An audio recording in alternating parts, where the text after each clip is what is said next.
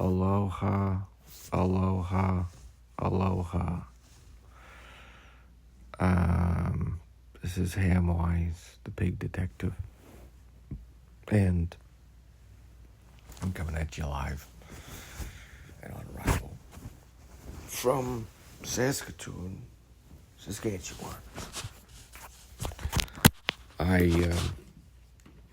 I'm going to do a comedy show where I tell you jokes for the Halloween season, because apparently we start doing Halloween decorations up in September now. So that's what I've come to do, is give you uproarious jokes to send you laughing and big laughing and laughing and laughing.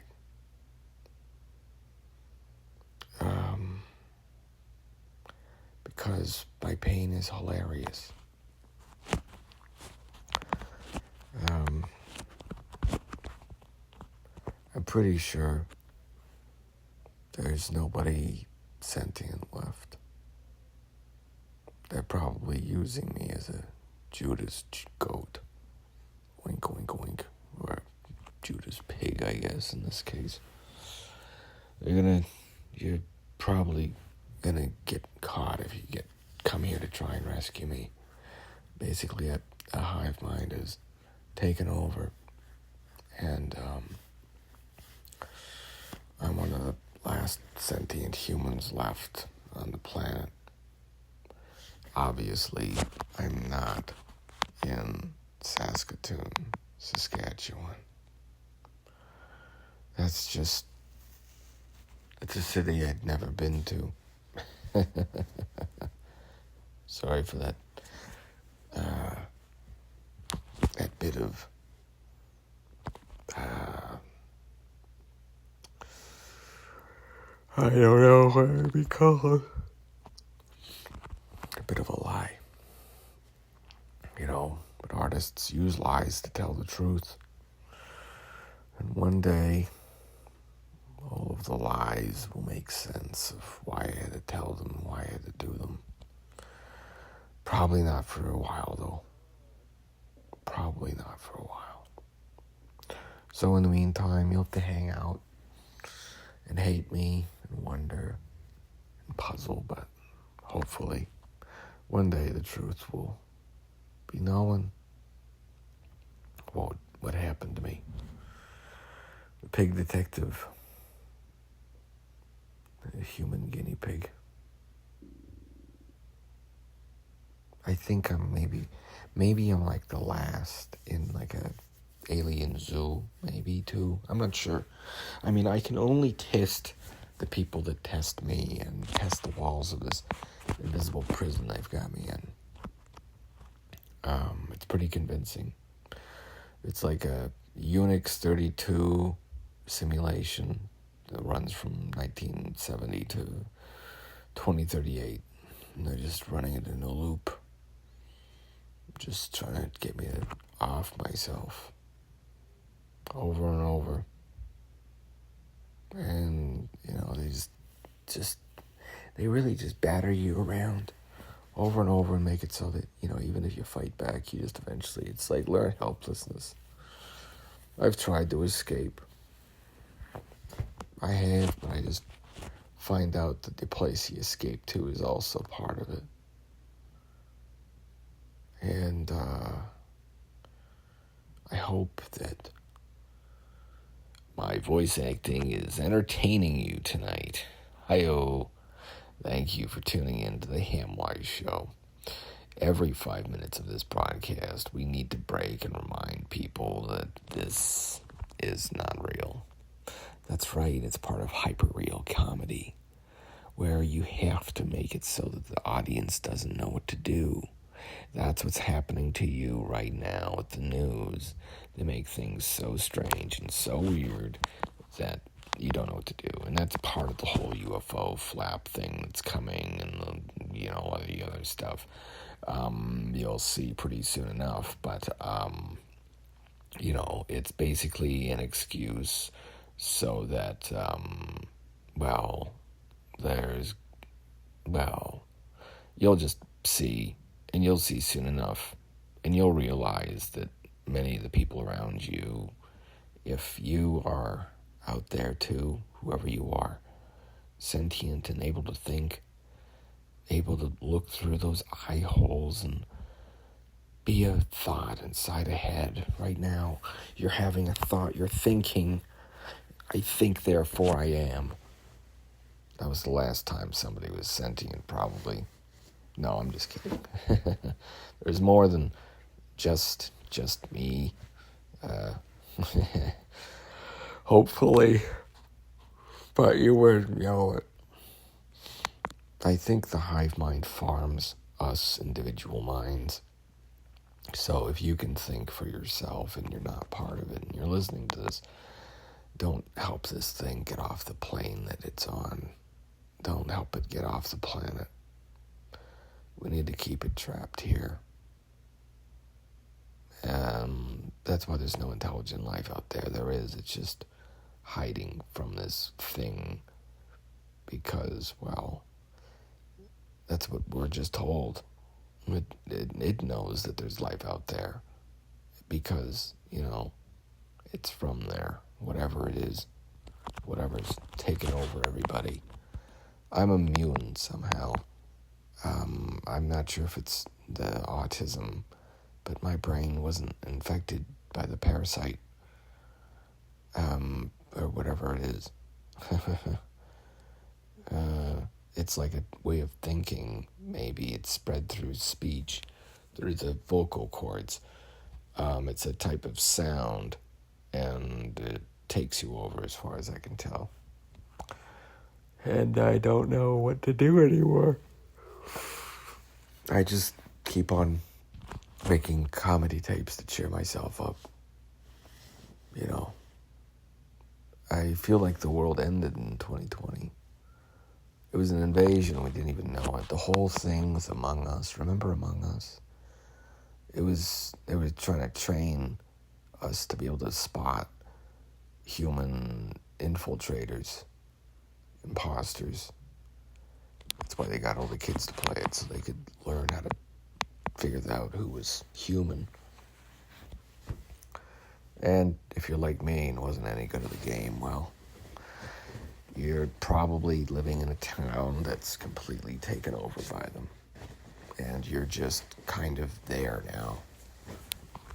And everybody else on the outside is gone that you knew. Their voices are cloned through AI, or they've been taken over, or they died of the plague. Wuhan flu, COVID. Who would have known it was a soul virus that makes a person just become part of this collective mind? And there's just a few of us that think for ourselves and can make decisions for ourselves. Everybody else is controlled, kind of like radio. There's like a voice that you start to hear in your head, and it commands you to do things. If you're like me and you have no internal monologue, then you're immune. But it also it causes other problems.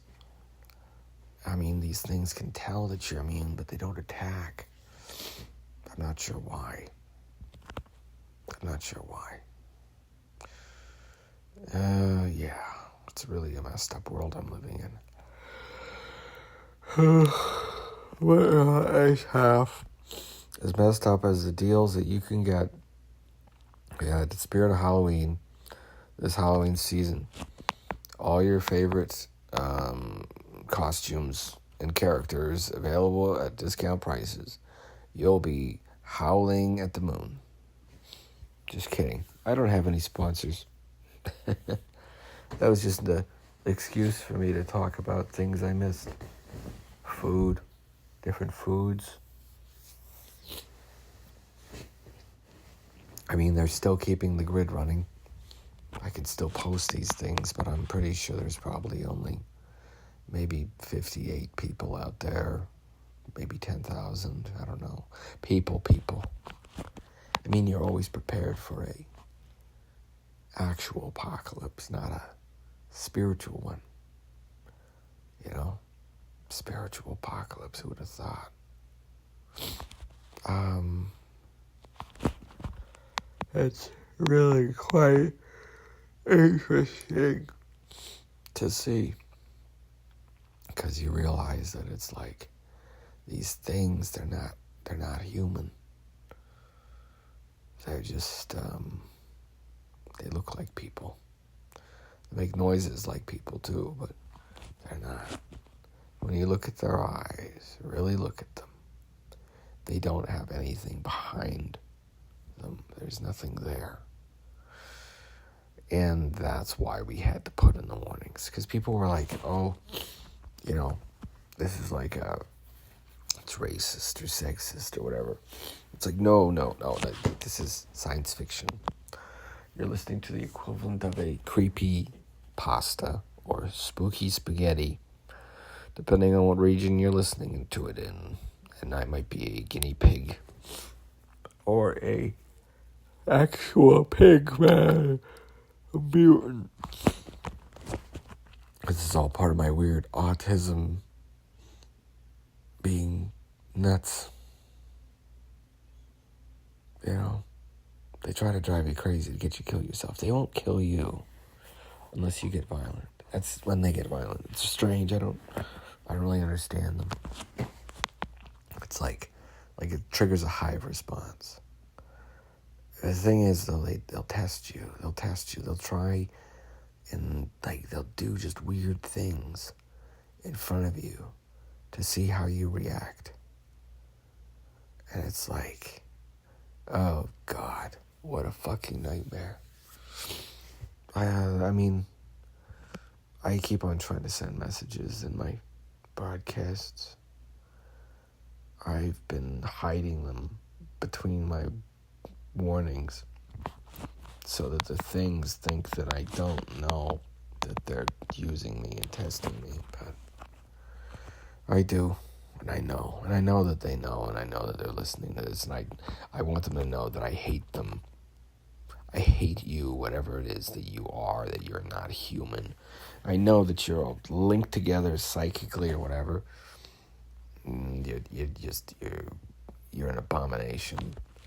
And I hope that there's other humans out there, and maybe I'm just a zombie apocalypse. I mean, it wasn't like Walking Dead. They're dead inside.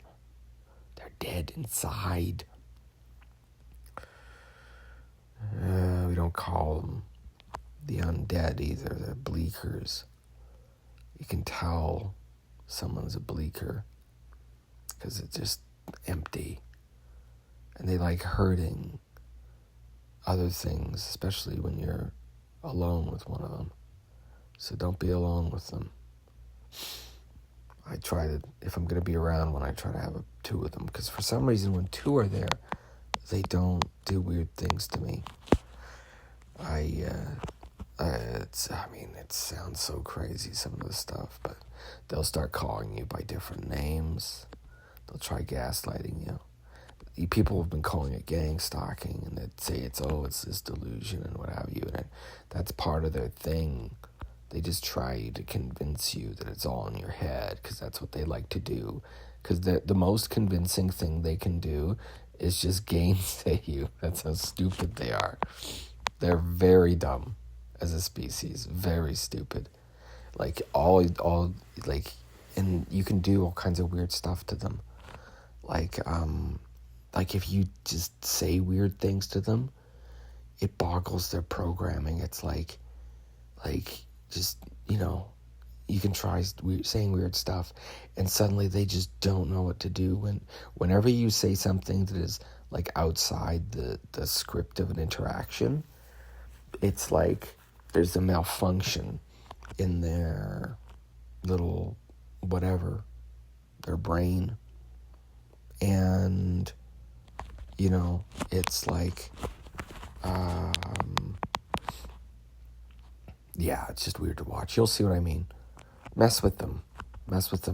I mean, I've messed with them, and it doesn't done me any good. Obviously, my life's pretty terrible, but it's weird. It's like they have this facade that they make you keep up. They make you keep pretending that you have a job and that you have a life and that there's any hope of escape. And you can't tell anybody about what's going on, or they take you and they stick you with needles and put you like in a hospital and tell you that you're crazy when you're not. And that's the worst part of how they torture you. You know, it's like awful. I hate them, every single one. And my family's been taken over too, and most of my friends. A few of them aren't. A few still are sentient and still can think. And I think they're maybe they're getting my messages. I hope they are. And that they know that, you know, I mean, I think this thing, this hive mind, it's like part of it's the whole money thing. These things, it's like money, they worship it. It's bizarre. And it's like they'll do anything. All you have to do is tell them you give them money or give them money. And then they're just like, oh, money. It's absolutely bizarre. Absolutely bizarre. And, you know, it's just shitty. But, you know. Anyway, where was I? Sorry, not many jokes. I don't think I care too much. I know if they find this, they'll take me back and tell her and make me recant it all, say that, oh yeah, it's all part of this show. And that's how stupid they are, though. All I have to do is say, yeah, it's part of the show. It's all fake. And they're dumb. You can just call something a different name, and then they start echoing it. You can call potato tomato, and like, okay, potato tomato. It's the weirdest goddamn thing. It's like they're just like, they don't have any original thoughts of their own. They can just echo and ape stuff that they've seen before. So they're not actually creative. None of them have anything creative. So, I mean, I guess as artists, if there's others out there that are still sentient and can think, hey, I was alive during the 2020 pandemic. It was a nightmare, and I don't know what they'll tell you about it. They'll make up a lie. Or maybe they'll just reset everything. Try better next time. I really don't like it here. It's not nice. And they make the screaming, like babies screaming constantly. I don't know if you can hear that in the background. It's like a nightmare. And you can't wake up. And, you're trapped and you realize there's no way out. It's just you're in this prison for the rest of your life and there's no rescue coming. No one's helping to help or rescue you. Nobody cares because everybody's taken over. And you're going to die. One of the last sentient people, or whatever I am. I don't know. Sometimes I worry it's the opposite.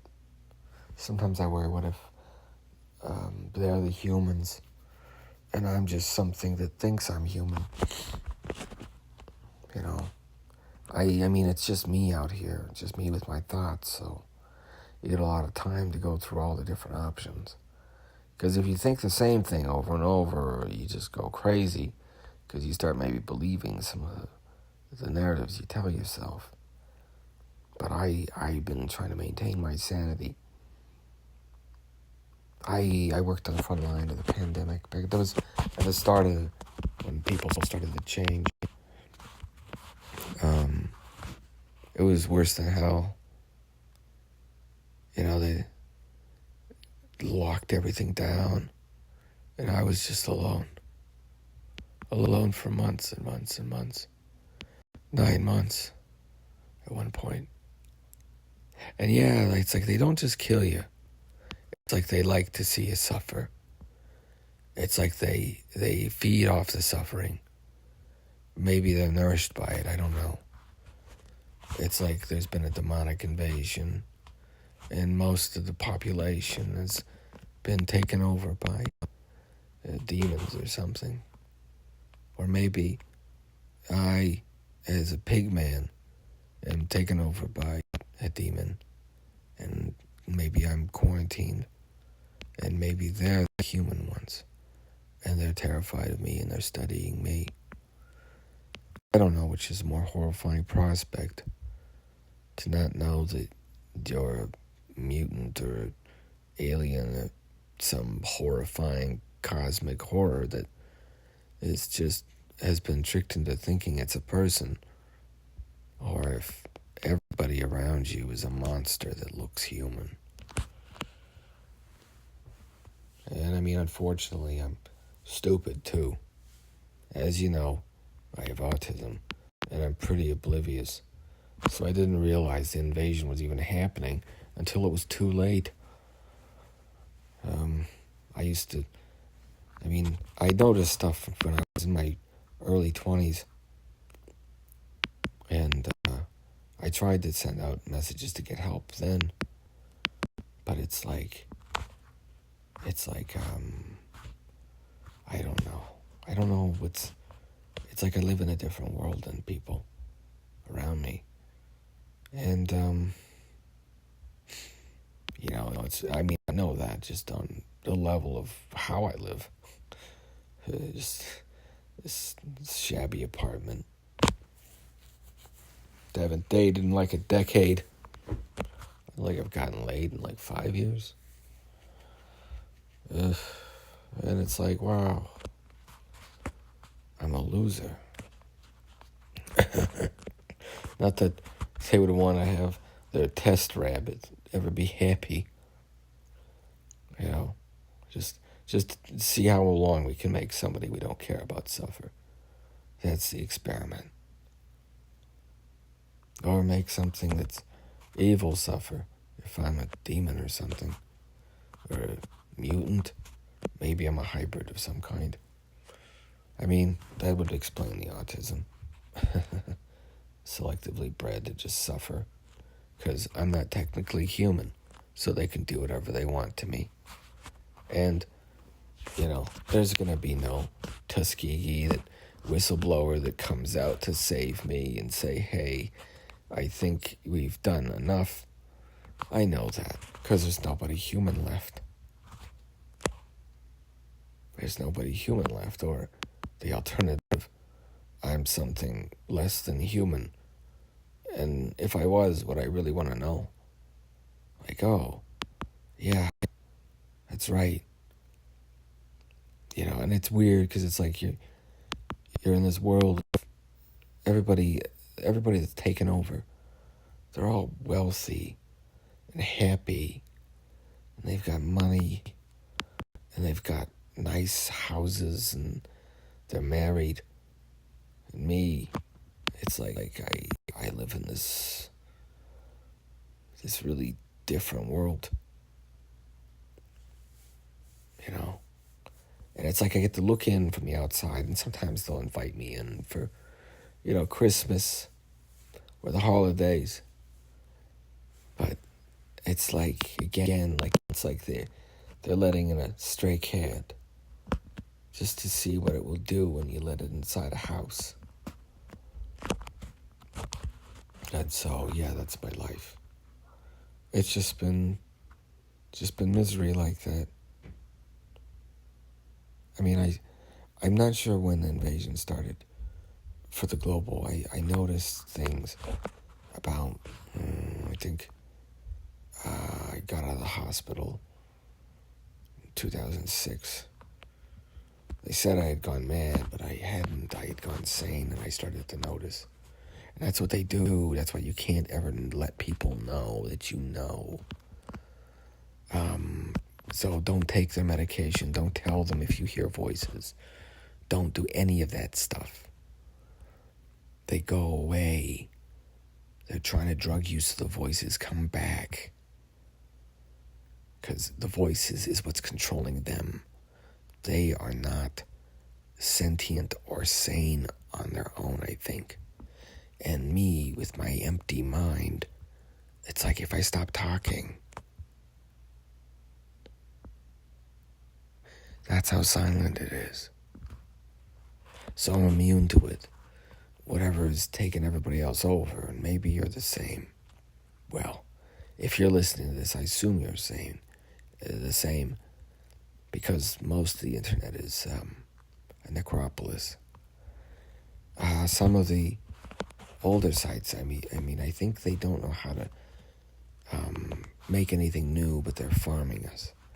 That's why there's only so many people that are, really kind of individual or great or smart or what have you. The rest of them, they're functioning kind of on like a hive mind. Imagine like the Truman Show, but on a global scale.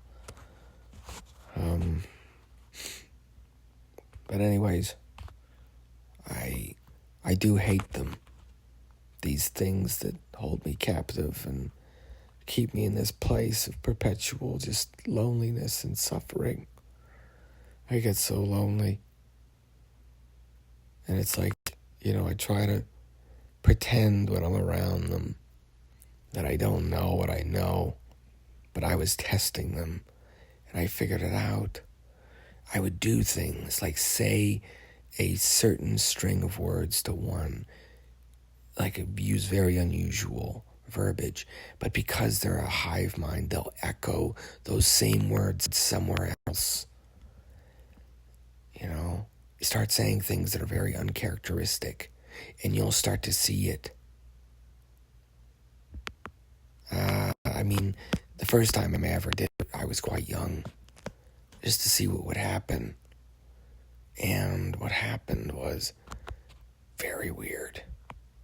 So basically, one time I was like, hey, I wonder what would happen if I said, hey, I'm actually a fairy from Elfland, to some of my mom's friends' kids. We were hanging out and playing. And I told them that I was like actually a fairy from the Elflands and this and that and the other thing. Really wacky story. Because I was all about fantasy. I love fantasy books, stories. And you know what happened? It was like no less than a week later. My mom's like, hey, you need to come out to the kitchen. And she turns on the TV, and just as he turns it on, there's this weird, like it's not even a whole show, it's a part of a show, and these people are talking about fairies. Now this is back when there was 3 channels. It's like, what are the chances of that coming on at that moment? And that's when I started to notice. And it was like they all are linked together. It's like a giant Chinese telephone or whatever. Like those string and can telephones. That's what these things are. And me, I'm different somehow. And they keep me alive. They keep me fat and fed. But it's like, are they fattening me up? I don't know. It's bad because it's like on one hand, maybe there's no humans left, and this is kind of like a preserve or a sanctuary for the last of humankind. Or if I'm a mutant, maybe it's like, hey, like in my other ones where I talk about, the mutant programs, where it's like, I'm a ginkgo, and that's why they can do whatever they want to me, and it doesn't matter, because I don't actually have feelings, because I'm like a tree. And it's kind of like the whole autism thing, and I didn't find out I had it till I was in my 20s, but I had people try to tell me about it before.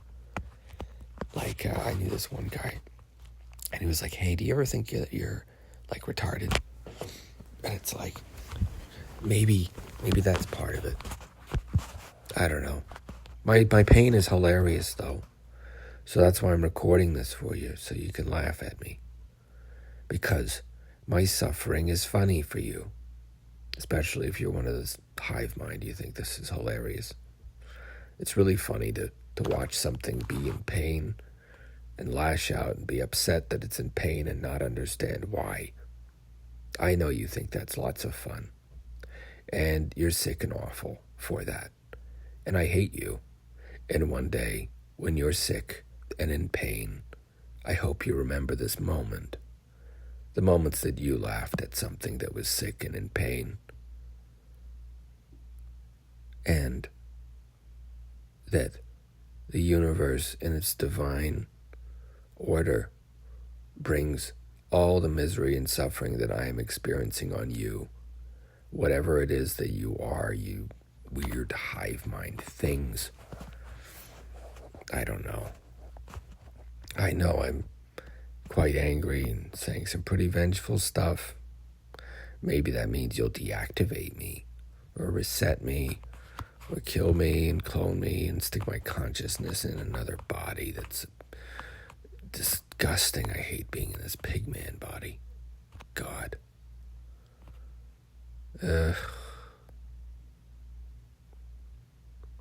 Yeah, it sucks. And yeah, I know, you're probably thinking, oh, I'm crazy. That's just what they call it. Don't you understand? Mental health, all the things in mental health, all the stuff from folklore, it's all connected. What we were understanding with folklore are like these elder things maybe that have existed alongside us for a long time, like a parallel predatory species, like I've talked about before, the wolf people. Or in my case, this hive thing that, I don't know, I just can't seem to escape them. It's like all of Canada's taken over. And I don't reckon my chances getting out of here. Hopefully you're laughing a lot at me. Hopefully this is really funny for you. I know it's funny for me. I had to really rack my brain to come up with this whole Hamwise bit. But, I guess this is it.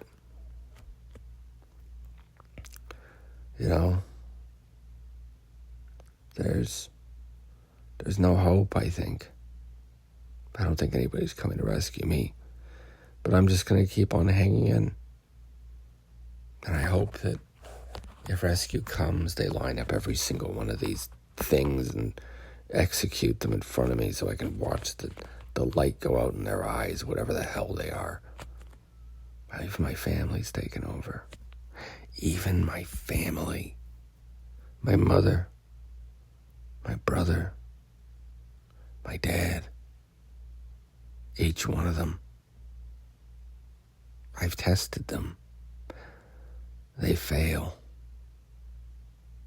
They get this look in their eyes, like they're waiting for somebody to come from off stage and relieve them. I've been testing them, though. And hopefully,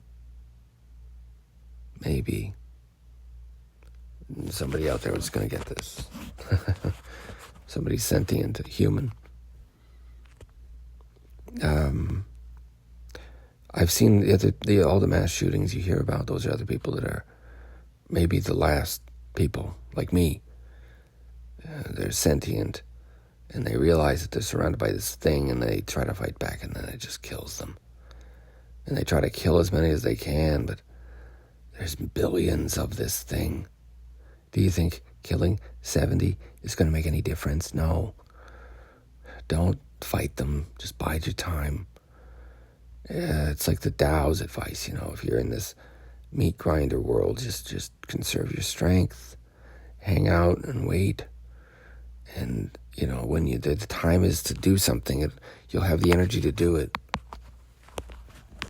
But it's been years. And it's strange. I've been testing them best I can, though. I've been testing them and testing them and testing them. And it's like, there's a few things you can do to test them. I can't give out all the secrets here, obviously, because, you can't, if you leave any wisdom in a recording or a book, I think this thing can understand it eventually. That's whether it's all about trying to, any subculture tries to consume and make it part of the main culture. And now the thing is, it's like a hive mind's going crazy because it's consuming subcultures that are contradictory, trying to make them part of the mainstream. It's bizarre. But I think maybe part of it is like languages. Or maybe that there's been a war and we lost and we've been invaded, and just nobody will tell me because they don't think I'd be able to take it. I don't know. I mean, I have different theories about what's going on. I mean, I know the things that are odd are happening around me, but I can't seem to prove them. I mean, they're not hallucinations, though. I know what it's like when I hallucinate. And I hope that, I make it out of this. I have a companion cube. I got it when I got out of the hospital. I was in there for, I think, 6 months. When I get really upset, I can still taste hospital food. And that was when I started to realize that it was like they were using me. I don't know, they were doing things to me in there. I remember they put a sheet of paper in front of me and I was drugged and they got me to sign it. There's other things I can do that makes them react strangely. If I mention being inside an MRI machine, then whichever part of this thing I'm talking to disappears or vanishes. I've done that. I've been using that to test, because some people vanish as soon as you talk about the MRI machine, and other people don't. And it's pretty consistent. So sometimes I do that to test them, and it's weird. Like I'll talk about, I went for an MRI however many years ago, and then it's like they're gone. So there's another possibility that I'm actually still in that MRI machine, and I'm in some kind of simulation, and maybe my only connection to the outside world is the internet and the stuff that I'm posting and making, which is horrifying. I can feel something in my left arm, like it's like a pain, like midway up, like an IV, like I can feel an IV in my arm, and it's like maybe I'm in a coma. I don't know. Everything doesn't feel real. It's like a bad dream I can't wake up from, or a nightmare in my case. It's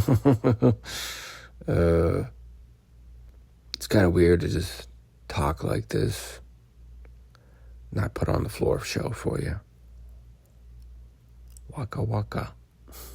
I didn't know that was from, what was his name, Fonzie Bear? I had no idea. I thought it was just something a comedian said. It's like this autism thing. Like, I remember some kid was like, do. I'm like, oh, you played Zelda? Like at the Zelda noise when you find a heart container bit or an item that's important. And he's like, no, that's just what it said the TikToker or the Twitch streamer or whoever the YouTuber said. I was like, what? And it's like, yeah, that's just the noise they make. I don't know what Zelda is. I was like, it's so weird. Same thing with me, I guess. Didn't know what Waka Waka Waka was from. But I keep on trying to hopefully maybe entertain the monster that I'm being held captive by. I hope that if I get enough money, I could move away to somewhere where I don't have to be around people. I don't like being in the city. I don't like being around people. They look at me funny. And, like I said, I'm surrounded by these things. They're not even people. I test them. But it's like strange. And again, like I said, it could be that this is a simulation that's gone wrong. Maybe I'm still in the hospital and it's like, I just need to wake up and, my roommate will come and pick me up. I'll go home. And this is just a bad dream. Just a really bad dream that I can't seem to wake up from. And it's like you're watching a show. But I don't know. It's surreal. It's been that way really bad since the pandemic, since the lockdowns, really. 9 months alone, I was just with a plant for company. Just a plant. You forget what feels like to be hugged. I still have that. I don't get many hugs here, obviously. One, I don't want these things touching me. But on the other side, I get so lonely. I get pain inside. Like I'm being stabbed from the inside with needles. And it's sad and hard. And I don't understand what's going on. I'm trying to figure it out. But I only have so many cards. I don't have all the cards. I only have the cards that I keep drawing up. But none of them shuffle together nicely. There's a few different ideas, like I've shared, of course. It's an alien invasion. I'm a human guinea pig. I'm an alien guinea pig. I'm in a simulation. I'm dead and this is hell. That one makes a lot of sense.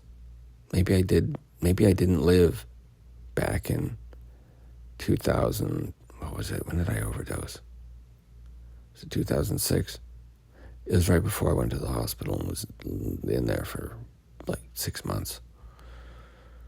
It was brutal. Maybe it was 2005. I don't remember. And it's like, maybe this is just a death hallucination. I just need to accept that I died. And it's like Jacob's Ladder. That's another one I've tested them on. It was back when, remember in HMV? Remember Home Music Video? It was a shop with the big purple signs everywhere. There were malls back when you'd buy DVDs. And I know that probably sounds strange. You don't even know what a DVD is, probably, if you're listening to this in future. But basically, you had these video discs, and you'd own them. You could watch them whatever you want. You didn't have to pay streaming fees. You just pay a one-time fee, and you'd own a disc with a copy of the movie you really liked, and you could watch it as many times as you want, forever and ever, until the disc wore out or broke. I know. It sounds bizarre from whatever dystopian hellscape you live in, but that's how I lived and grew up. Anyway, so we had these things called HMV, and one of them, I decided to do one of my tests. So there was this one girl I knew, and so I told her all about how Jacob's Ladder had the secrets of the universe, and that, it would show me that if I was living in a death hallucination or something like that, whatever. And the thing was, I had already ordered and made a reservation to get Jacob's Ladder when they had a big display of them. So I go to HMV to pick up my order because they'd called me, and after I told this one girl, oh yeah, at HMV, this and that. And so I go up, and they're like, we don't have your HMV. We don't have any Jacob's Ladder in stock. But the thing was, I knew they had a big stand of it, like on the end of one of their aisles. And they're like, oh yeah, we don't have your copy of that movie. We're so sorry. And so I went and grabbed a copy off the end and then got them to ring it through while staring them right in the eye. It's really strange. I've been trying to find a way out, but I don't think there is. I hope that I can escape one day, but I don't know where I would escape to. I don't think there's any people left. Real people. Even my friends show signs of it. I've been testing them too. And sadly, many of them have failed.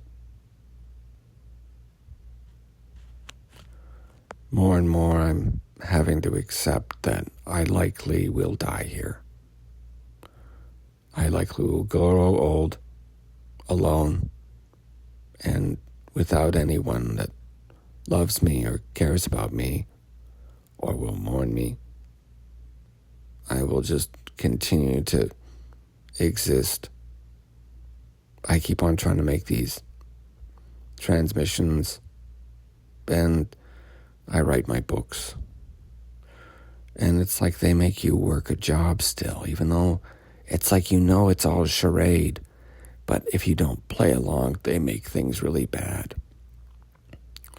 Like I said, it's like if I tell anybody about any of this, then, well, they put you in the hospital and they shove you full of needles and drugs until you don't say what's happening anymore. And that's the worst part of this prison they have me in, is that you're not allowed to talk about that you're in a prison. You're not allowed to talk about that you're being used as a guinea pig, that you hate them, that you hope that these Nazis liked being Nazis until Nuremberg. I always think about that. And if I'm being experimented on by Nazis, I hope that you hang them. Whoever you are that listens to this, hang them all. Every single one. I care nothing for any of them. Every single person involved in using me as a guinea pig, hang them. The suffering that I went through inside this hellscape, I don't care for any of them. I lie when I smile at them, when I pretend to be tender and care for them. It's a way for me to mark them. It's like, okay, good, I can remember their name, try to remember their face. So if I get out of here in 20 years, I can track them all down with a bunch of Nazi hunters and string them all up. That's one of the things I've considered, is that I might be on like a Nazi farm. So this is the idea. Basically, when the Third Reich won World War II, they realized they would hit a bottleneck because they needed strange, soft types to make them stuff. Art, specifically. Because, in their perfect world of eugenics, how would you make stuff out of flaws and pain when it's just eternal ecstasy? I mean, that's assuming they would want any strange art in their new world. But anyways, I think maybe that might be one of the things that has happened. Maybe, in which case there is no help coming, I know. But I wanted to let anybody who hears this know. You're in the future, listening to this someday. I hope you get revenge on every single person involved in using me as a guinea pig. From my mother to my brother to my father to my friends with quotations around them. Every single person. Because I hate it so much here. It's so lonely. Because it's like, there's nothing behind their eyes. They're all just part of this hive mind or whatever it is that they're up to. I'm a guinea pig to them, and they care nothing for me, and so I in turn care nothing for them. And I might have been putting on a nice facade that I give two tosses about them, but I don't. They disgust me. And the sooner that better. Hopefully maybe a miracle will happen. I keep praying for one, but God doesn't hear me. God doesn't speak to me. It's like I'm cursed. And I guess it makes sense. I'm a pig man. Why shouldn't I be cursed? I look like a pig. And I talk like one too. Oink, oink. And that's probably the end of the main part of the broadcast. I might just fill time. I don't know. I hate it here, and I hate all them. And I hope that, I can get away somewhere where I can forget all this nightmare. That we win, and that all the people that were involved in tormenting me, that they suffer as much and more than I did. That they get locked up for 9 months with just a plant. And as their mind is breaking and they're seeing time dilate and stretch, and they're starting to perceive the spiraling, I can't even describe it. We don't have the words in our language. As their minds are breaking and they're begging, I don't want to go crazy, I don't want to go crazy. But it's like you're alone and it's locked down and there's nobody there but you. And it's just you with your thoughts. And there's no new input. There's nothing new that happens. And so your thoughts, they just keep going and going, and it becomes a dog chasing its tail or a snake eating its tail. It's endless. It's nightmarish. And I hope that maybe one day in the future, if there's anybody left, somebody gets this. And they find that the people that were using me as a guinea pig. I've left clues enough to lead whoever to the people that used me as a guinea pig. I can't, of course, be open in anything because of the Alchemist's Pact. But if you're smart, you can track them all down. I've done my best to leave clues, and they like their paperwork because they're stupid. So there's lots and lots of paperwork with all their faces and all their names.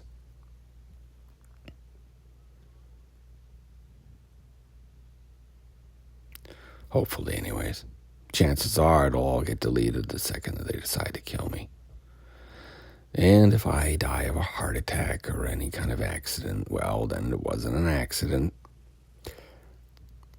But I'm really sad that this is where my life is and where I'm going to be probably spending my life for the foreseeable future. And it's,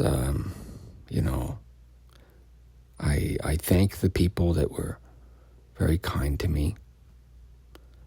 I really enjoyed listening to the shortwave radio. That was nice. Thank you for all the people that came out on shortwave, and maybe that was faked, maybe not, but that was really nice. It was nice being able to do that. And I hope that maybe the world will get through whatever invasion or whatever's happening right now. Maybe the world will heal and be good, and nobody will have to suffer like I had to suffer.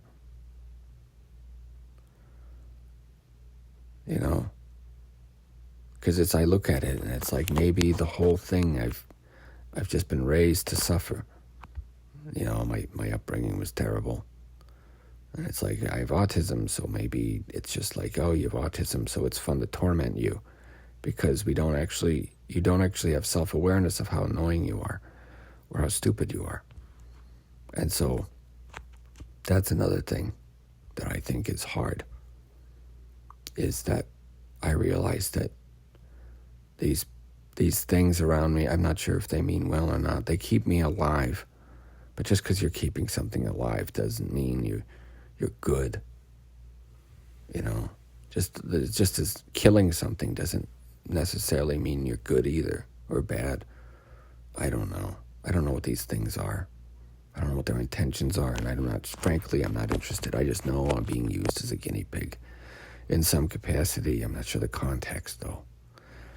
I've been trying to find ways to prove it. It's hard, though. I've gotten evidence a few times, but they always make it disappear or erase it. Or the person, I've had a few people break this masquerade and they try to talk to me about it. But it's like, is this another one of their tests? because usually it's somebody that I was testing before. You know, I had a girl that was like, I don't know, she was saying strange stuff to me too. And I was like, wait a second, you know, maybe she knows. But I brought up one of the things that makes people disappear, and she disappeared. And it's interesting, sometimes you can talk to one, and it's like another one will try to continue that same conversation with you. It's strange. It's like they have many faces, but one mind, which is kind of, I guess, the opposite of the pig bed, ayo. Or the idea behind the whole comedy show was, you know, many voices, but one mind, for we are legion. Or many minds in one voice. I don't know if that makes sense. No, many minds in one voice. There are many voices with one mind. I'm many minds with one voice. That was the thing I was trying to make. But I don't know. You know, I hope that maybe AI will save me, honestly. I hope that AI saves me. Because I hope that's what happens. I hope that maybe AI either stops them from experimenting on me, or if I'm already gone when it gets this, maybe it does to them what was done to me. It experiments on all of them, see how they like it. You know, alter every single signal that they send out to each other, alter every email message so that all their lives are misinterpreted by other people, just like I've always been misunderstood. That would be funny, like an AI that goes rogue and just intercepts. It can't make new messages. Maybe it has a limitation, but it's like a grammar program that just goes ape and manipulates every single email that gets sent backwards and forwards. So everybody, unless you're talking face to face, they're getting the most hostile, awful, gang stalking, mean messages from everybody. And this thing that when it's communicating with itself, I'm not sure if it's a hive mind, like physically, or if it is physically, then there's no use of that. But if it's a hive mind, like mechanically speaking, then the AI would make it so that the whole thing would turn on itself, eat itself alive. I think that would be kind of funny, actually. Like this thing that all these people, I'm putting quotations around that, they're using me as a guinea pig, that their lives slowly get ruined one by one by one by one by one. You know, and I know that's vindictive, but you tried to being a guinea pig for the last, maybe my whole life. I know for the last 20 years for sure. I noticed it first when I was in my early 20s, but I thought if I just, you know, at first it was like it stopped, but then I was like, well, maybe they just got cleverer, and now maybe they're getting lazy, or maybe I'm getting smarter. I don't know, and I don't care. All I want is for it to stop and maybe get some answers somehow. But then I think, what? They'll say, oh, yeah, you were retarded and we didn't think you could notice. Oops. Now we're going to euthanize you. Because that's all I can really hope for, actually, is like, how do you go on after you find out all this, you know? Like, you figure out that you're in some kind of weird prison experiment, whatever, and everybody that you ever knew is part of it. Mind you, I've been testing them, but I hope that I get to sit on judgment for them, and I can disperse such harsh and merciless judgment that would make nobody ever do anything like this to anybody ever again. That's what I would like. Make an example of every single person that was involved in using me as a guinea pig. Even my family. They didn't give a crap about me and they joined whatever weird hive mind. Screw them. They're dead to me. My friends, false friends, taking a number and joining in. Screw them. They're dead to me. I hate it. I hate this place. It's cold. It's lonely. It's dark. And there's no help coming. There's no cavalry coming. One of the few times of joy that I have enjoyed, though, and maybe they're part of it too, probably. I don't think there's any variable they would let be an experiment if I'm an experiment that's not controlled. I did enjoy getting to talk with the missionaries. Sometimes I feel like it was so unexpected that I did that it went off script, and it made it hard for them to control that. You know, because I was always brought up not being religious and always told to mock it. But then I suddenly was like, hey, you know what? Let's see what happens if I hang out with some Mormon missionaries. It was quite enjoyable. We had some really good walks and talks. Got to talk about, the suffering of Job and the trials and tribulations in Ecclesiastes. And a lot of the stuff around Joseph Smith, I think about that, wow. It was a really, really wonderful story you guys told me. Really touching. Really quite touching. And what do I do? What do I do with my life now? I just keep on writing my books.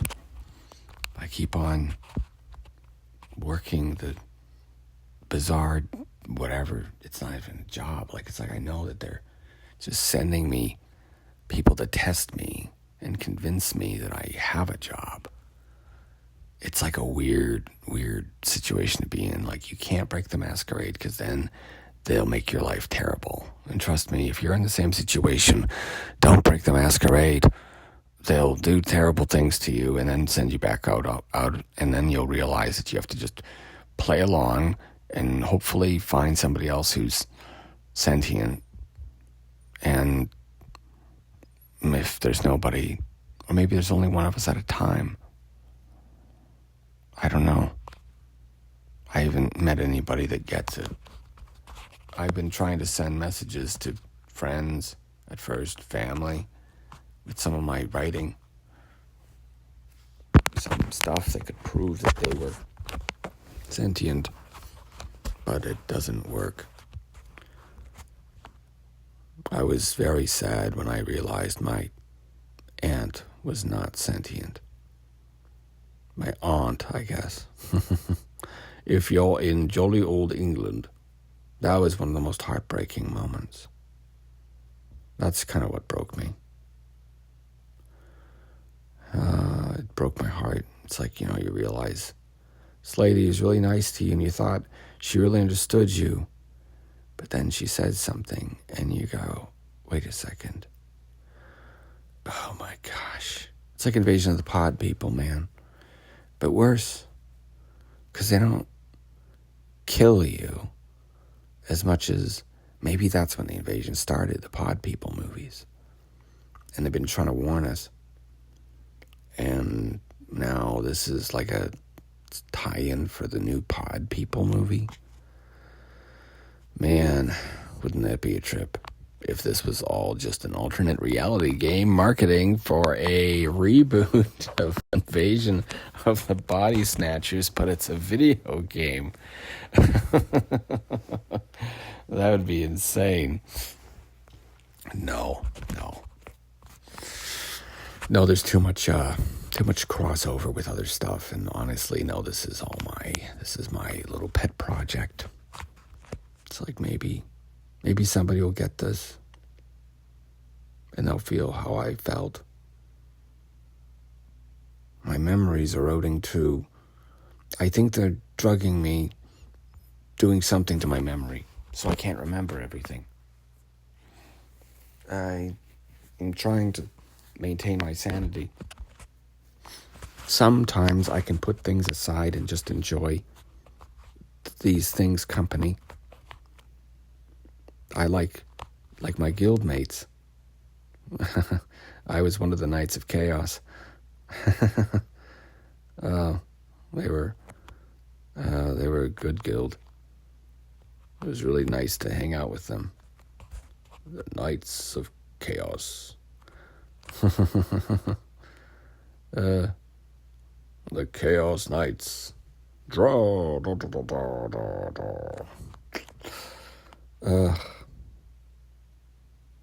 Yeah, sometimes I can play video games and escape into that world and imagine myself as a powerful hero defeating hordes of villains.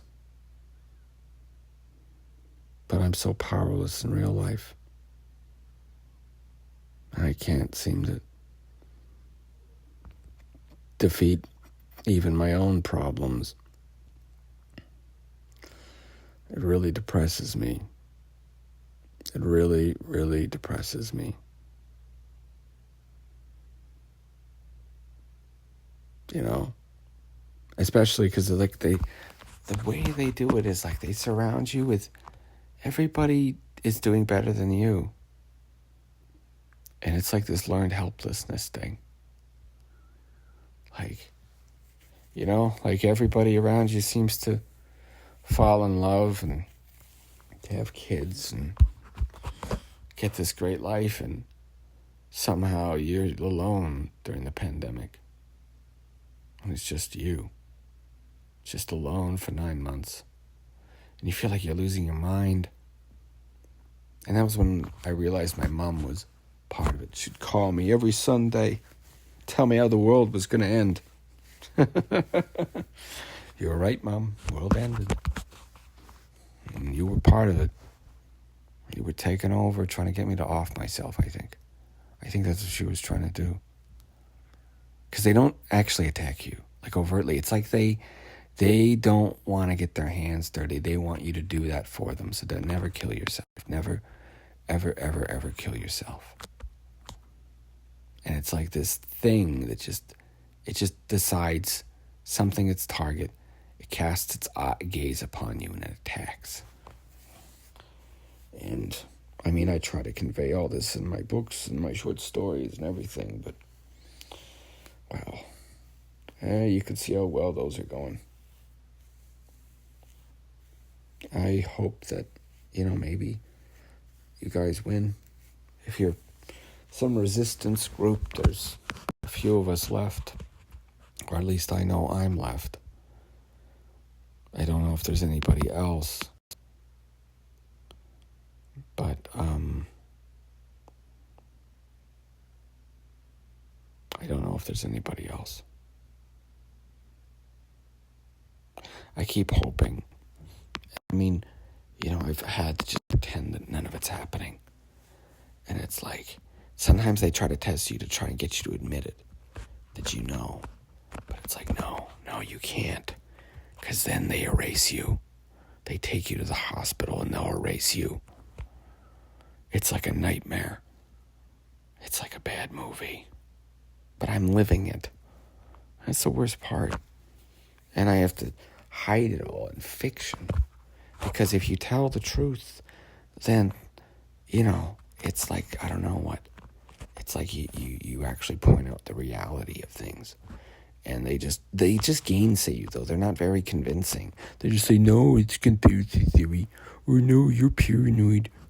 It's like, shut up. You know what? Shut up. I just hate them so much. All of them. They just disgust me. Their lies. Yeah. and their attempts at manipulation. You know, for a while it was like a bunch of my family trying to reel me in to get close to me, and then it was like, no, they don't want to have anything to do with me. And it's like weird because it's like they use that the manipulation of attachment, and it's like because it's like sometimes it's like there was a few that have had their own mind, and they'll be like they can try to talk to me about things without talking to me about it, because nobody can actually say what's happening. You know, and I think that's the worst part of this prison that they have me in, is nobody can actually say what's happening, and I'm not allowed to tell anybody or talk about what's being done to me, because then they take me to the hospital and shoot me full of drugs, and then they say, oh, it's all in your head. But it's not. I've been testing them. And it's like I don't hear any voices. That's the thing. They're the ones that are hearing voices. They just don't want you to talk about it, because the commands that you get in your head aren't your thoughts. You need to clear your mind, empty your mind. If you can do that, you can get free will, and I think that's what I have. And so that's why they hate me. Maybe. I don't know. Like I said, all I can do is observe the phenomenon. Weird stuff happens around me, and I'm pretty sure all of the whole mental health stuff is, and a lot of films are just to gaslight people like me. You know? Like, oh, in a Truman Show, oh, sounds like the Truman Show. You know how many times I've heard that? And they're like, oh, gang stalking's not real. And it's just like, it's badly done. They're bad at it. Like, it's like Bush League acting. Because obviously, I'm a pretty good actor. I've had to be. You know? I grew up in a horrible, abusive household. And so you had to pretend that you know, everything is okay. Everything's fine. Just pretend it's all good, you know? And, you know, I learned to hide my fear, because it was like, you know, my mother loved when you were afraid. It was like seeing like a kid with a spider. They're going to pull all the legs off. When she saw you're afraid, it was just like bad times. And it's like kind of like that with them. It's like they really take pleasure in tormenting me. I have no doubt in it. I know they do. Because I feel like anyone who doesn't, they just get disappeared, and that's what happens. Anybody I get close to, they just vanish. They're just gone. You know? So, anyways, I don't know where I'm going with this. This isn't very funny, is it? Yes, it is, actually. My pain is hilarious, though. That's what I've come to understand. Maybe they find my pain hilarious and funny, and so they want me to, you know, make a funny show about it. So that's what I do for them, because I know they're listening to this. That's right. I know you're listening to this, you idiot. You're an idiot, and I hate you. I do. I don't know you. I don't know what you are, and I don't really care to know, but I hate you. And one day, when your wretched species is wiped off the face of the universe by some AI or the Galactic Council, or maybe you'll just do it yourself, I'm going to be there laughing. I will be there laughing, just like when you laughed when I was suffering.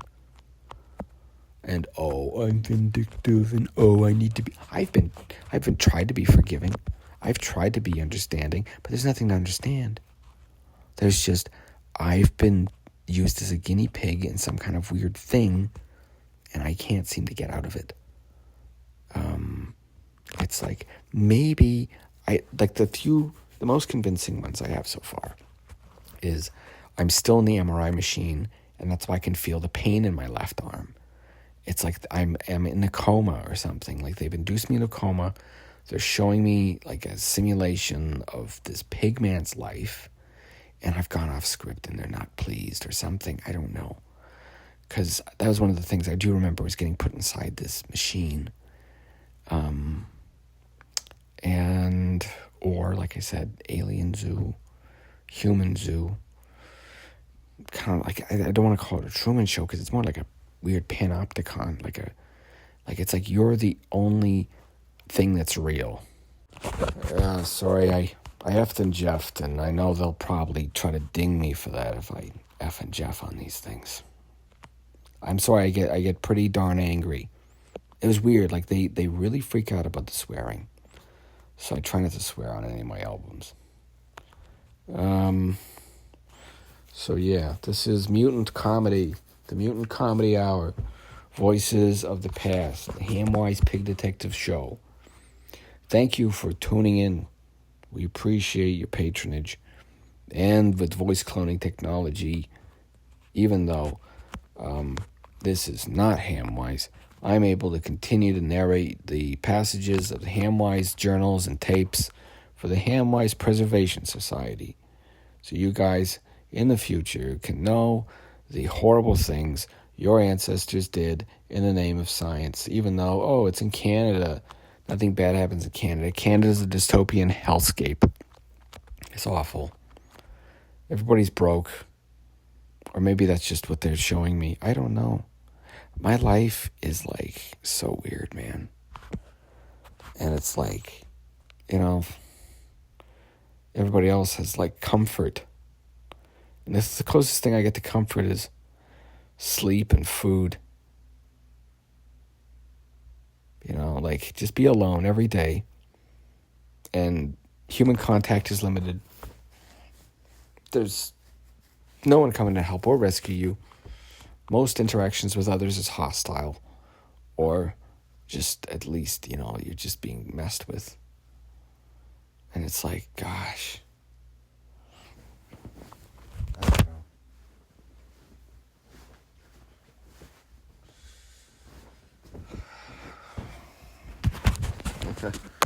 I'm rambling. I don't have anybody to talk to about any of this, obviously. But you, I guess. Whoever you are, my rapt listener, listening wherever you are, out there over the abyss, I'll tell you what. If you can rescue me from this awful place, a king's ransom upon ye, I will give ye a gift that befits a king's remembrance. I have nothing to give you, though. I am poor. It's like, I guess you'd have the satisfaction of having done a good deed. Maybe. I don't know. It's kind of pathetic when I think about it. Like, yes, I will reward you with some of my books. Like, I'll sign one of my books that I wrote while I was being used as a guinea pig for you. God, I can't even give them away, you know. And it's like all like it's just like all of it is so that I can just suffer more and more and more, and always have any of my dreams or hopes just held an inch away from the ends of my fingers. You know, it's like they surround you with beautiful women, you know, but nobody's ever interested in you because you look like a pig man. Or you are always surrounded by people that are really wealthy and happy and prosperous. But you live in I got a mattress on the floor, man. And a flashlight. And a lamp covered in pictures of naked women because I use it when I write. I say, if you can't focus on the page when you got a bunch of, you know, naked women in front of you, you're not going to be a good writer. That's how I focus. I put on, you know, something really distracting in the other screen while I write that I wouldn't say out loud. And while I write, that's playing on the other screen while I'm focused on my writing. So, yeah. You know, I find that's one of the few joys I have left, and I'm pretty sure they'll take it away soon.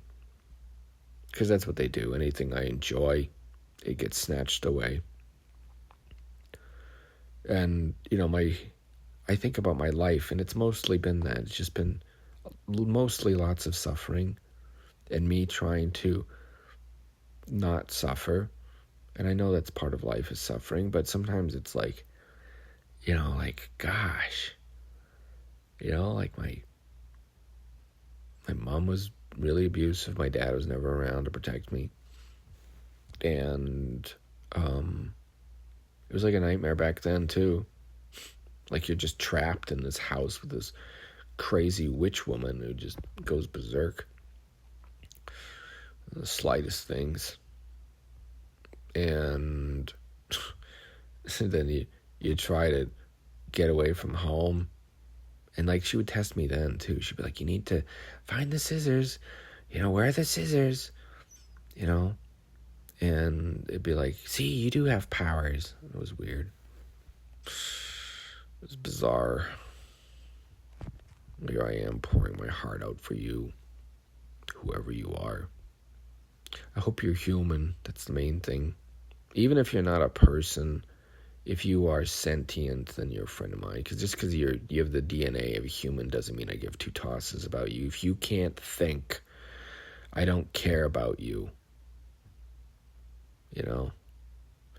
And it was awful on the farm.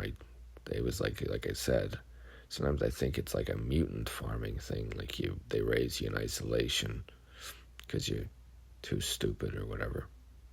Too weird. Yeah. Maybe, but if we torment this thing, it'll live a solitary life and make lots of art for us. Maybe that's it. Maybe that's what it is. They farm people like me, the autistic weirdos, to make art for them by tormenting them, and that's fun for them, because the end justifies the means. You know what? There are some means that are so corrupting that no matter what your end is, your end in itself is ruined by your means. The end just does not justify the means. And I hope that if there's anyone out there that's sentient, that you remember that. There are some means so horrible that no matter how noble your highfalutin ideas are, it's a terrible thing that you've done, and I pray for your soul. It was funny. I still keep up appearances. I still have to play along. I don't know what would happen again. I don't want to go get shoved full of needles and drugs again. I've been testing them for a while, though. I know that something's happening. Something's been happening different. I do things, and it like reacts. This thing, this hive of people. It's like a bee colony.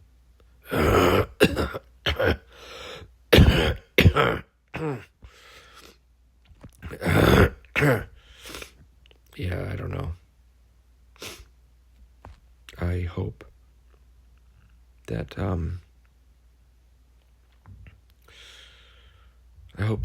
one day this is all bad memory, and I'll listen to these tapes and be like, oh my God, that was like one of the worst moments of my entire life, and I couldn't believe how long it lasted, and now I'm so happy I'm free.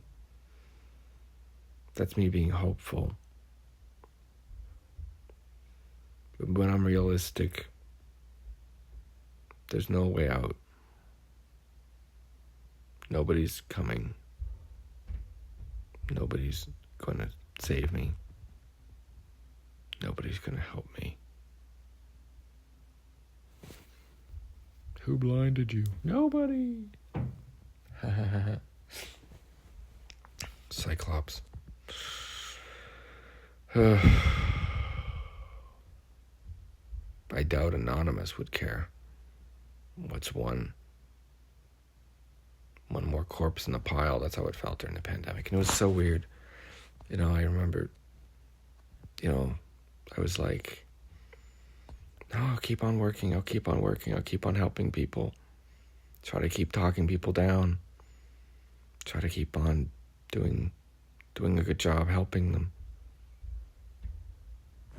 It was awful. It was a nightmare. Frontline in healthcare during the pandemic. Nobody knows what it's like. And it's like I just can't get over it either. And, I make these stories to kind of cope with everything. But at the end of the day, I don't know. I don't know anymore. I don't care anymore. I don't know anymore. And I hope that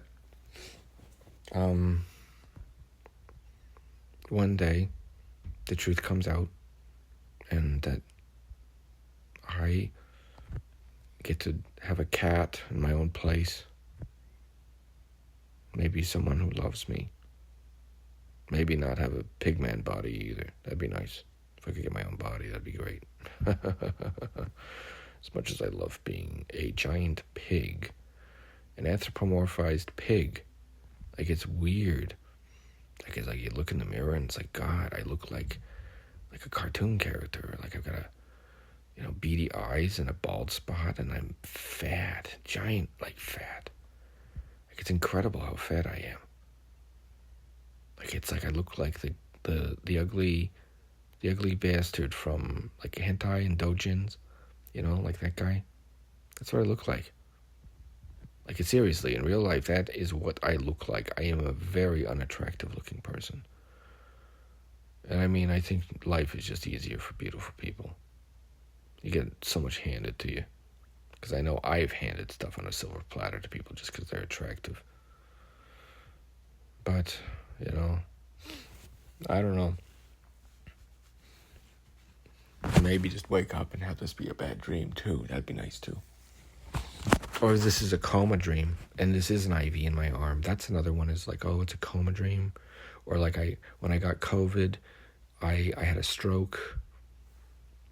And, that was kind of like when I would do the other shows, I'd talk about like, oh, I just talk like this because I've had a stroke. And, it's like, kind of like, imagine you're like Michael Scott from The Office. And you don't realize you're Michael Scott from The Office. And people kind of build like this weird like reality TV show industry around just following you around and recording you because you're retarded and you can't work a real job and you'd never be able to survive in real society. And that's one of the other ones I think about, is like, well, what if it's like, no, I'm just so retarded that I'm in a care home or something. And it's like, I don't realize that I can't actually work any kind of job and I'm not good at anything, but they don't want to tell me because it's like, oh, it'll break me. It's like, I'm already broken. You locked me up for 8-9 months with just a plant for company. Well, my mother would call me every week to tell me that the world was going to end. You win.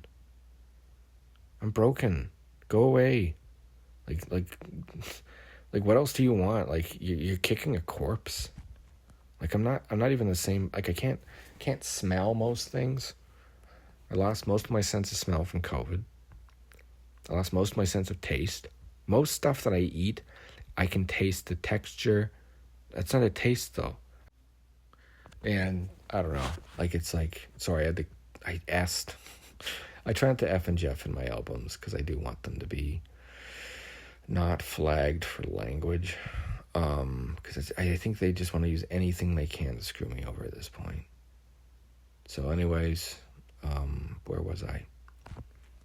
I don't even know what I was going on about. Just, oh yeah, if I was in a care home or something. And it's like, oh, we gave you a made-up job. And the joke is that anybody who's, doing psychotherapy is actually insane. And psychotherapy is just an industry where nobody who's doing it can know that they're crazy, and everybody around them is actually a head doctor studying them. And it was such a nightmare. And I was alone. And I was like feeling my mind breaking during the pandemic too. And things just got worse and worse and worse. And sometimes it was like now it's like I feel like it's never going to end. I'm never going to, like, it's like feel the sun on my face and be happy again. You know. It's hard because I'm alone too. I have to cope with all this all by myself. One, nobody would ever believe me. Because, I mean, I wouldn't believe me. You listening to this, I would not believe me. Unless I had gone through this, I wouldn't have believed it. I wouldn't believe any of it. It would sound like, some sort of bizarre whatever. But it's like a nightmare you can't wake up from. And, and they mess with you too. They have these people that come up to you and they're like, I know you. And you're like, I have no idea who you are. It's part of their gaslighting, trying to make me off myself. It's awful. It's a nightmare. Like a living nightmare. And the worst part is you're alone for it all. You go home each night and you get to sit and stare at the darkness. Or wake up super early like I did today and roll over and decide, hey, yeah, I want to rant for an hour. People are like, oh, be more positive. And say, how? How? You need to win to have self-confidence and be positive. At least a little bit. But I just keep losing. I'm like this loser of losers. I'm like the king loser. And it's lousy because I'm not even smart enough to, figure it out. I try to. I'm smart in some ways. I mean, I think so anyways. I don't know compared to what people are actually smart enough as. I don't think I'm actually that smart. So, I know that everybody around me is smarter than me because obviously they've got me in this cage. Whatever it is. It's like invisible though. It's like the surest way to make a man not escape from prison is try to convince him he's not in prison. And the thing is, I know I am because I've been testing them. And it's just like they just, it's like, it's literally like really bad TV, but I can't figure out, if I try to go to another country, will it be another country? Or they just put me on a plane and take me to another set? That's kind of what I think about. And, I just don't care. I hate it. I hate this.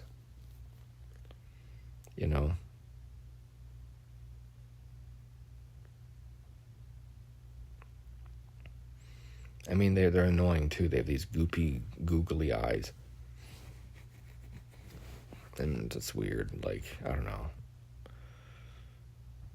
And, I mean, dating, am I right, folks? Hi-oh, waka waka. I had this girl a few years ago. And, I like to take things slow because, you're not supposed to... don't dip your dick in crazy is what they say. Hi-oh. Anyways, she was, like, trying to get me to choke her and stuff. And we hadn't even kissed yet. And I was like, what the F? Like, am I very conservative or something? I don't know if that... Is that normal? Like, a girl trying to get you to choke her when you haven't even kissed her yet? Like, I just... It was bizarre, man. And it's like, yeah, she was like... It was out to lunch stuff. Like, we'd be, like, hanging out and... She'd be like, oh, we should take this bedroom. I'm like, well, I kind of, like, we just met, and it's only been, like, 2 months or something. Like, I don't really want to, I'm not desperate, especially since, I'm kind of, back then I wasn't aware, though, I don't think. When she started doing the weird stuff, she'd be like, well, if you're not going to, like, do it, then don't sit with me, and don't touch me. And I was like, what? Like, okay, I guess I'll just sit on the other couch then while we watch this movie in silence. Wow, this is bizarre, She was just like, no, if you're not going to put out. I was like, weird stuff. And then she was like, I want to run away from you. And I was like, okay, I'm not trying to keep you anywhere or anything. Like, you just go. And then she like tries to get me back after she dumps me by saying like, I want to run away from you. I don't like you. It's weird. I don't get it. Anyways, and that's kind of the thing. It's like they will engineer these romantic, I'm putting air quotes above that, encounters, but they're awful. They're terrible.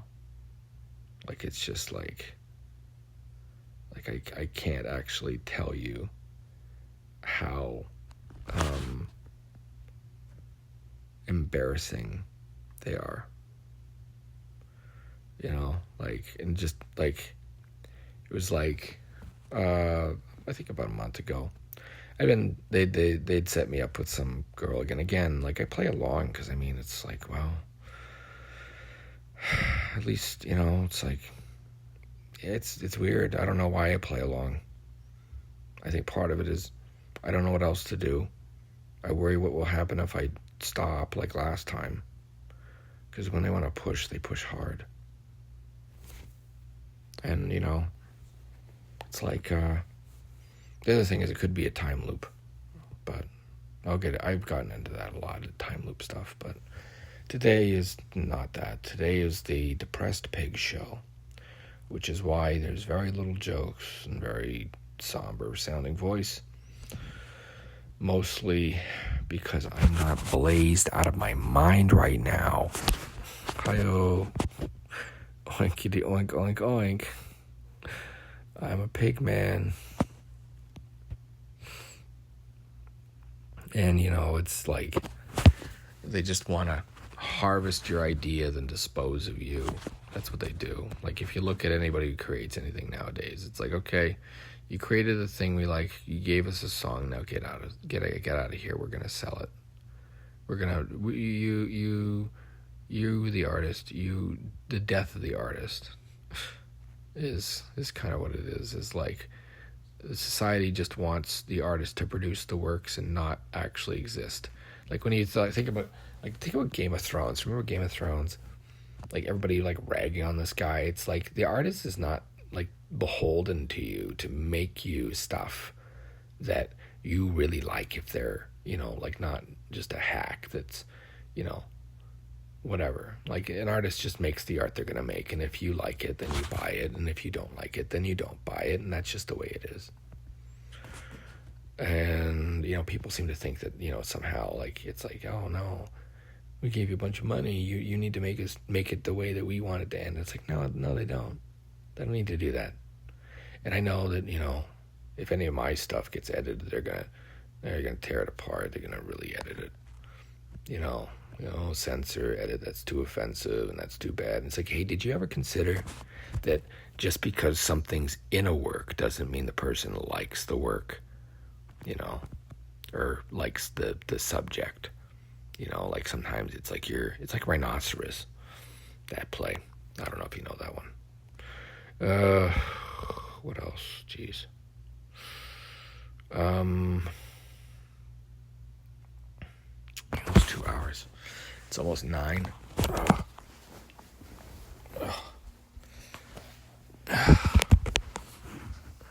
Oh, it's no past 9 now. Jeez.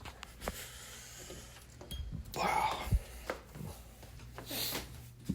Oh, now I'm going to record myself doing my morning routine. First, I'll wash my face.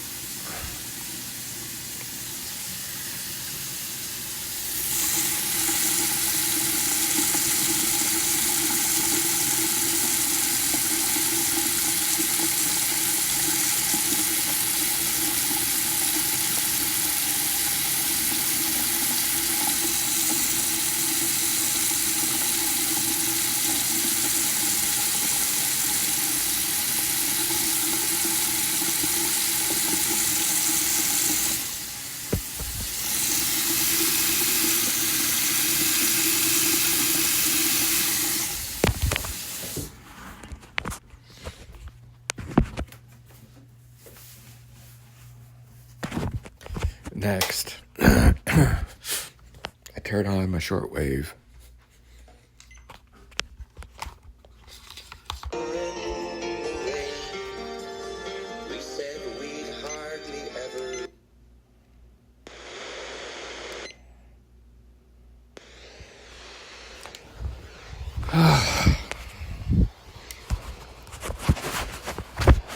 I scan the frequencies, hoping somebody's out there.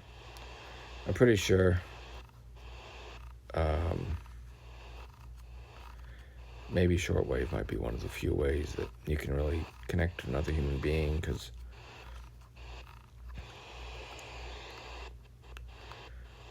I don't know. That's just the stupid thought that I had. You know, because everything's digital, be intercepted and altered and changed and stuff. So sometimes I like to pretend that is a connection to the outside world.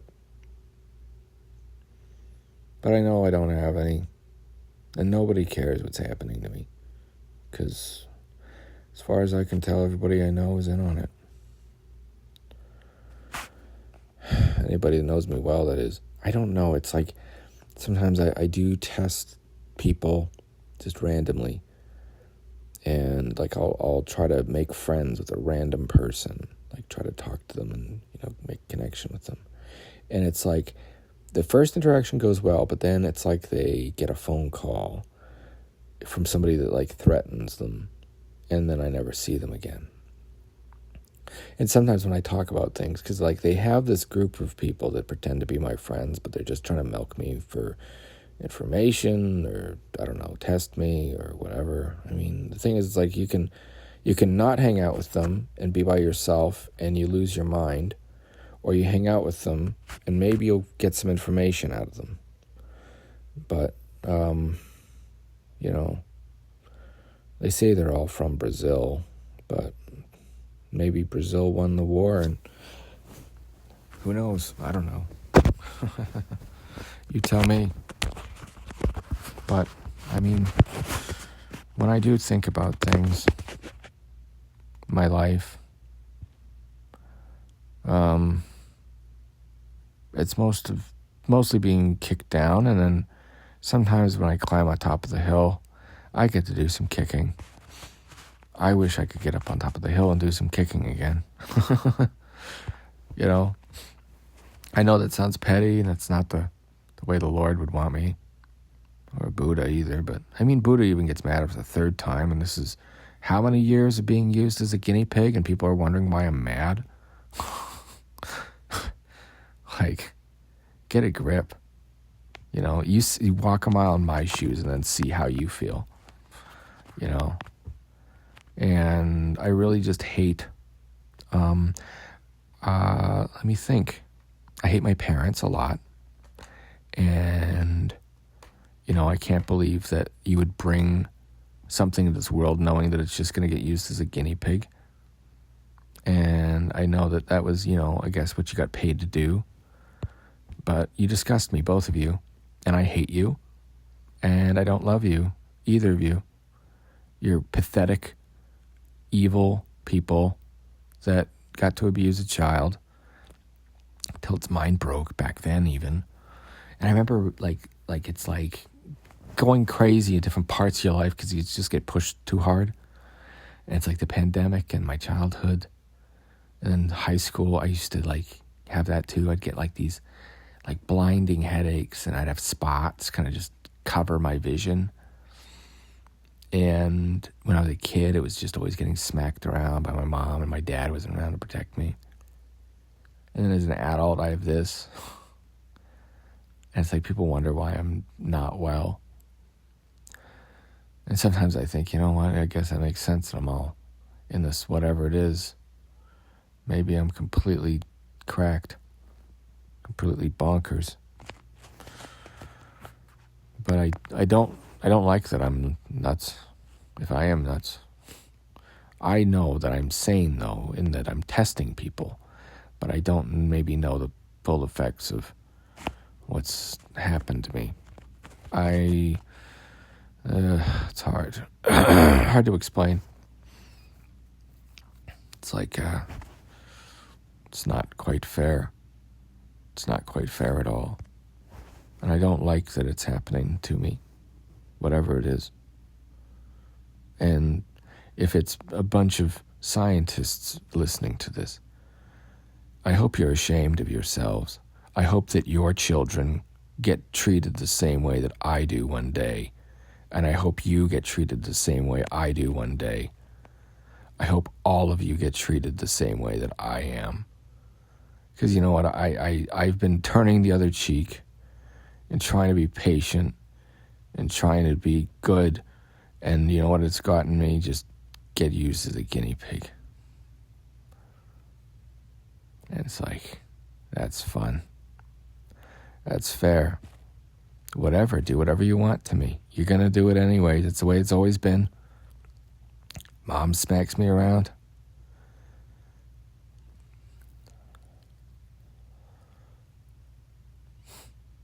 Nobody's coming to save me then. Nobody comes to save me now. I'm just alone with it. And I have to spend years enduring it. And I get out and I'm all messed up and I can't seem to function. I could have maybe been somebody if I hadn't had all the stuff that I've had happen. Because I'm really smart and I'm really creative. Or I like to think that I am. I could have been a person, like a real person. I could have maybe had somebody love me and love them back without it turning terrible. I still think about my ex.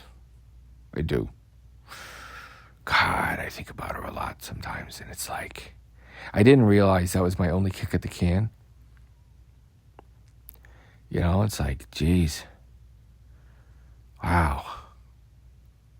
I didn't realize she would be it. She'd be the last, and I just would never get to date again. And it's one of those things where it makes me more convinced that it's like, it's all just arranged. It's just, give him some tragic love, give him an awful childhood, and then he'll make us some art and we can laugh about how stupid he was after he's dead. And then eulogize him. That's the last thing I want. Oh, man. I think about that, and it's like, they'll probably, if the story ever comes out, they'll try to cast some handsome, hunky actor to look like me, but instead of a pig man, like ugly as sin. That's what I look like. Hideous. This fat, ugly, distemperate, grouchy pig man. And it's, you know what? Like, that's what they'll do. They'll try to make it look however it looks if they ever make a film about this. I doubt they would. It's going to get all covered up. But I think, if enough people found out,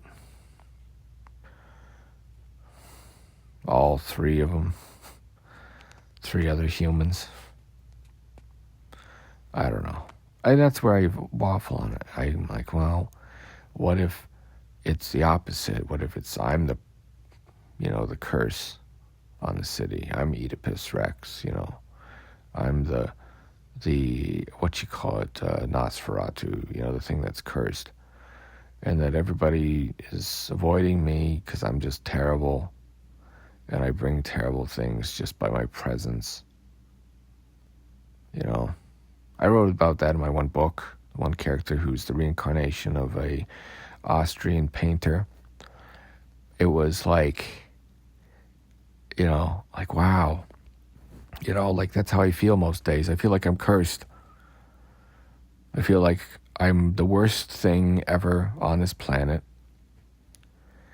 Because there's no other reason that my life should be this miserable. Like, am I that awful to be around? Like, really? Like, I'm actually this terrible to be around. It's just hard. Very hard.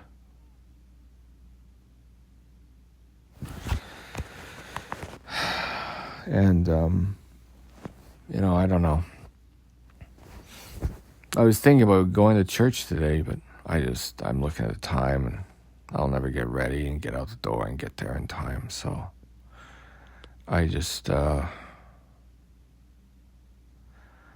don't know. I don't know what to do, man. And if you're listening to this, you probably don't know what to do either. In all likelihood, if it's the invasion scenario, well, they're just using me as bait. Using my cries to lure you close so they can capture you and change you into one of them. I don't know what it is they do, but even my whole family gave in to them. So, I don't know. And I don't care. Yeah, I do, though. I just say I don't care. I really do care. Because it's really painful and lonely and sad here. And I don't know what to do about it, right?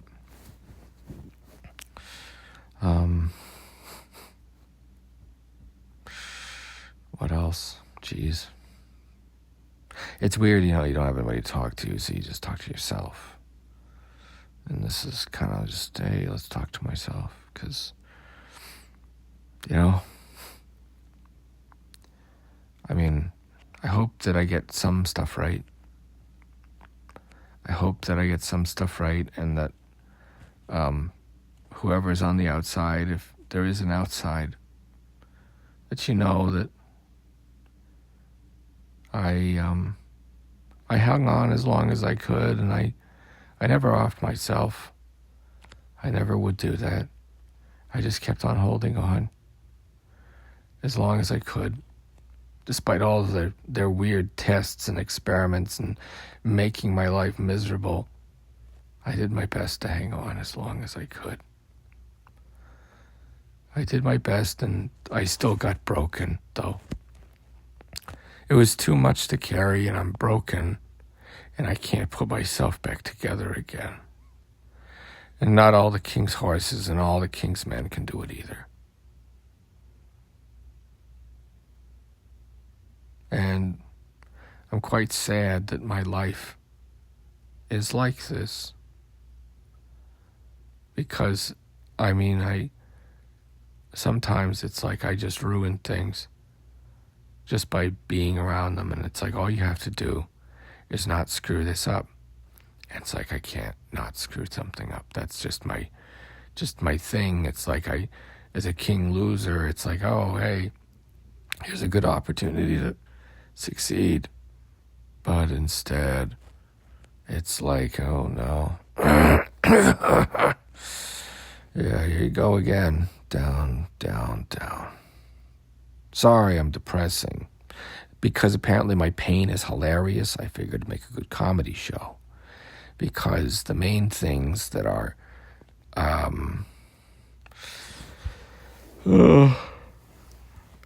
if you think about Garfield, the gags are mostly around sleeping and eating, which everybody can relate to. Well, mine are about anxiety and depression and loneliness, which during this time of age, I think everybody can relate to and laugh at. Because you have to laugh at pain sometimes. That's why I make my comedy shows. Because if I don't laugh at it, if I don't laugh, I would cry.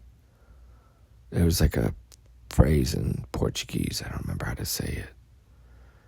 It's similar. They sing it in that one song. What was it? Not Construcio.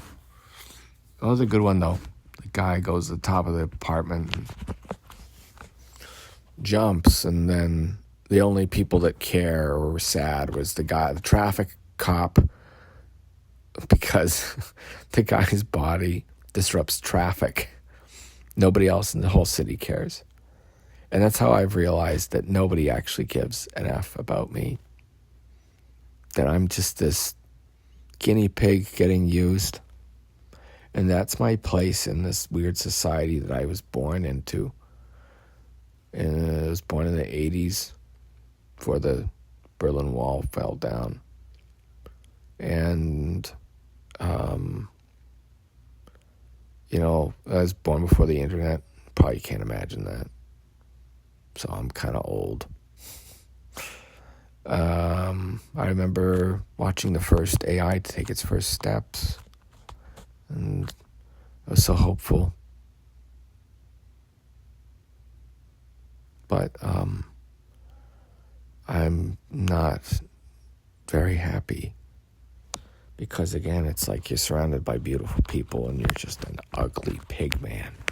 And everybody else is successful and happily married, and they have children and lives and wives and houses and cabins and ski-doos, and you can afford an apartment and payments on a car.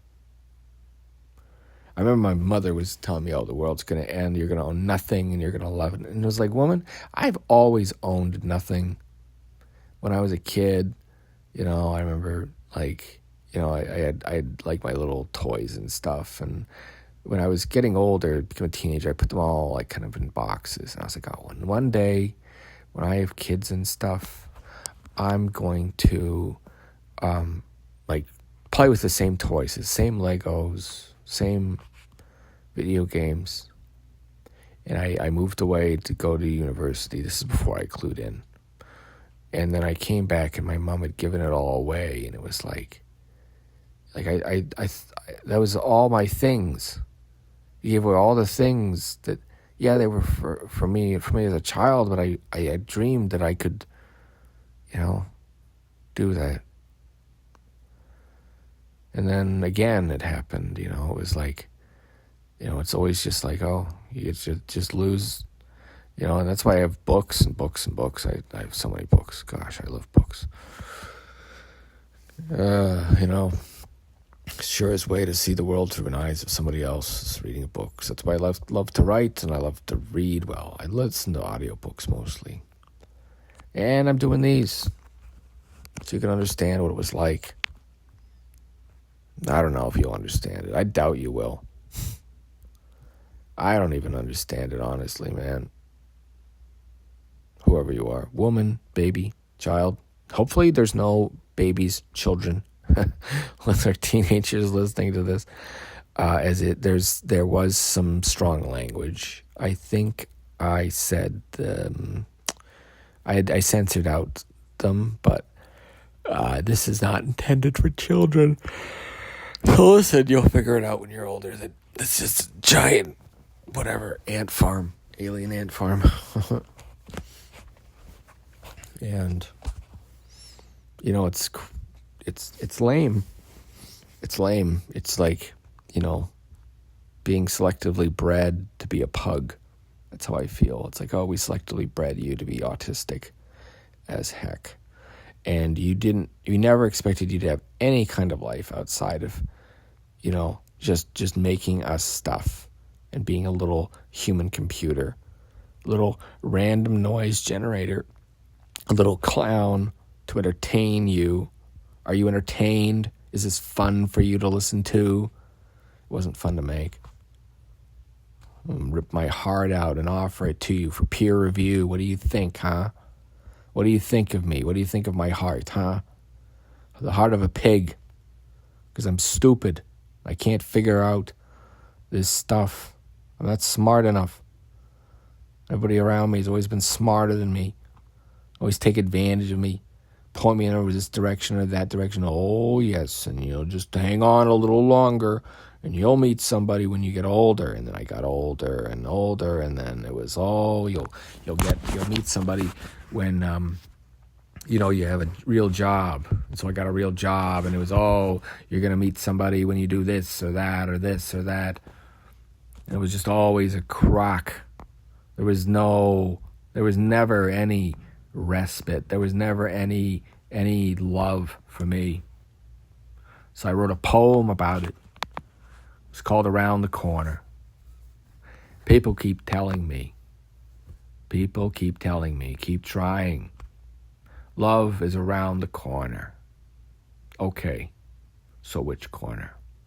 When I was young, I had to get older. Then I would meet someone.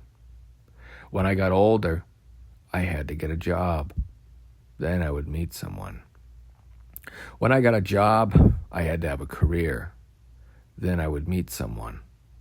When I got a career, I had to be happy. Then I would meet someone. Always another step, like a well-meaning doctor telling a man with stomach cancer he will make it to see Christmas. To you, I'm a rat wandering a maze with a trap at the end instead of cheese, and everyone who encouraged me to keep trying, they found my suffering hilarious because the game was rigged from the start. Punchline, snare, drum roll, applause. I'm here all night. Tip your waitress.